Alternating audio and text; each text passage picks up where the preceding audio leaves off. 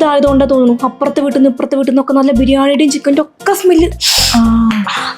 ആ താഴത്തെ വീട്ടുകാർ കുറച്ച് ബിരിയാണി നമുക്കവിടെ തന്നായിരുന്നു കൊള്ളായിരുന്നു അല്ലേ? അവറ്റകൾ തരുന്നില്ല, അവറ്റകൾക്ക് തീരെ സ്നേഹമില്ല. ഇതിന് മുന്നേ അവിടെ താമസിച്ച ചേച്ചിയില്ലേ, ആ ചേച്ചിയാണെങ്കിൽ എന്തുണ്ടാക്കി നമുക്ക് ഗുണം വരുമായിരുന്നു. ആ താഴത്തെ സൗണ്ടിൽ ഒരു ഐഡിയ ഉണ്ട്. എന്താ ഐഡിയ?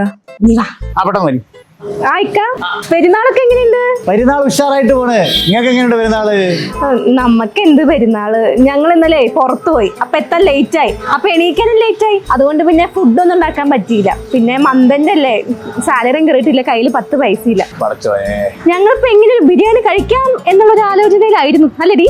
അതെ അതെ അതെ. ഒന്നും കഴിച്ചില്ലല്ലേ? അപ്പൊ എല്ലാ വെയിലുണ്ട്, ഇങ്ങനെ കഴിക്കാതെ നിന്ന് കഴിഞ്ഞാൽ വാടിപ്പോവും. പുരക്കകത്തോട്ട് കയറി പോയി പോട്ടാ.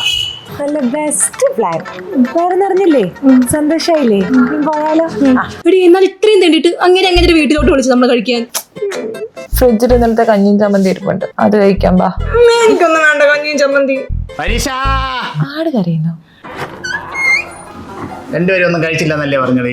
ദമ്മിട്ട ബിരിയാണിയാണ്, രണ്ടുപേരും വയറ് നിറച്ച് കഴിച്ചോളി.